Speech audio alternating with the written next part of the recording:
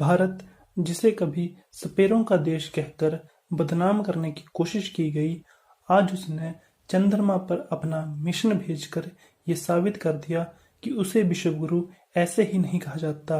आज से 200-250 वर्ष पहले जब भारत अपने बच्चों को ये पौराणिक कथाएं सुनाया करता था कि किस तरह रावण माता सीता को पुष्पक विमान पर उठाकर लंका ले गया था, तो कुछ बुद्धिजीवी ये कहकर उसका मजाक उड़ाते थे कि उड़ने वाली कोई चीज होती ही नहीं है। लेकिन आज हम सभी जानते हैं कि हेलीकॉप्टर, जहाज ऐसी चीजें हैं जो हमें उड़ाकर एक जगह से दूसरी जगह पर ले जाती हैं। इसी तरह आज हम चंद्रमा पर भारत के जाने के सफर की बात करेंगे। तो आइए शुरू करते हैं आपके अपने चैनल जब जागो तभी सवेरा पर।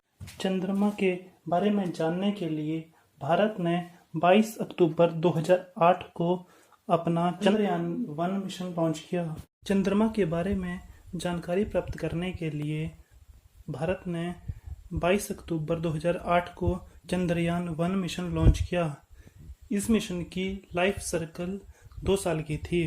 यह भारतीय स्पेस एजेंसी इसरो द्वारा लॉन्च किया गया और इसरो ऐसा करने वाली दुनिया की 5वीं स्पेस एजेंसी थी।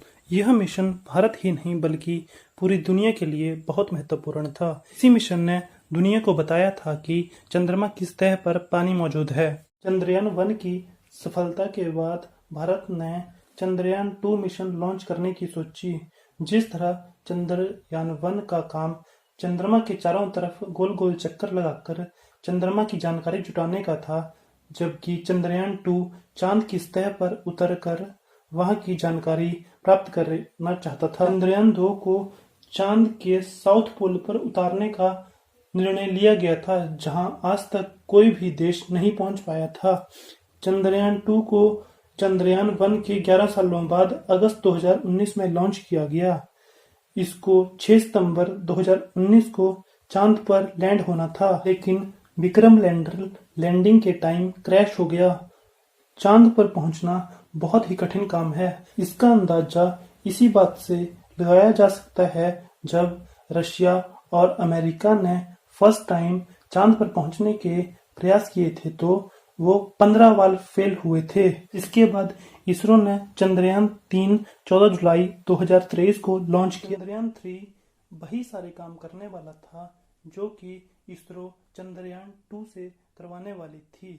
चंद्रयान-3 की लाइफ 1 लूनर डे यानी चांद के 1 दिन के बराबर थी, जो कि धरती के 14 दिन के बराबर होता है। चंद्रयान-3 की सफलता के साथ ही इसरो दुनिया की चौथी स्पेस एजेंसी बन गया जो कि चंद्रमा की सतह पर सक्सेसफुल लैंडिंग कर पाई। सबसे पहले चांद की सतह पर सक्सेसफुल लैंडिंग का रिकॉर्ड रशिया के नाम है, जबकि 20 जुलाई 1969 को अमेरिका ने अपोलो 11 अभियान के तहत अमेरिकी अंतरिक्ष यात्री नील आर्मस्ट्रॉन्ग को चांद पर उतारा था। उसके बाद 3 जनवरी 2019 को चीनी चांगे 4 शोध यान चांद पर उतारा था और अब इसके बाद 23 अगस्त 2023 को इंडिया ने चंद्रयान-3 मिशन को मून सरफेस की सबसे पहली पिक 1966 में लूना 9 रशिया के द्वारा ली गई थी।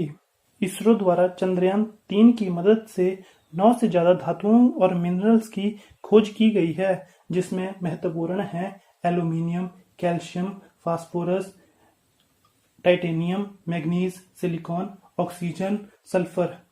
यहाँ पे आपको ये बात पता होनी चाहिए कि ये वो वाली ऑक्सीजन नहीं है जो कि हम सांस लेने के लिए उपयोग करते हैं। साइंस की टर्म में ये अलग ऑक्सीजन होती है, तो आप ये मत समझिएगा कि इससे वहां पर जीवन की संभावना उत्पन्न होती है। ऐसा नहीं है कि दुनिया को इन धातुओं और मिनरल्स का चांद पर होने का इससे पहले पता नहीं था। ये सब कुछ बहुत पहले से ही दुनिया को पता था, लेकिन चांद के साउथ पोल पर इसका होना ये सब के लिए नई बात है, क्योंकि दुनिया कभी भी चांद के साउथ पोल पर नहीं पहुंची थी और वहां की भौगोलिक स्थितियां बिल्कुल अलग हैं। चंद्रयान-3 की सफलता के बाद भारत के प्रधानमंत्री नरेंद्र मोदी जी ने कुछ घोषणाएं की, जिसमें ये कहा गया कि 23 अगस्त जिस दिन चंद्रयान-3 चांद पर लैंड किया था, उस दिन को नेशनल स्पेस डे के रूप में भारत में मनाया जाएगा और जिस पॉइंट पर चंद्रयान-3 लैंड हुआ था, उसको शिव शक्ति के नाम से जाना जाएगा। इसके साथ ही जिस जगह पर चंद्रयान-2 क्रैश लैंड किया था, उस पॉइंट को तिरंगा नाम से जाना जाएगा। आई होप आपको ये वीडियो अच्छी लगी होगी।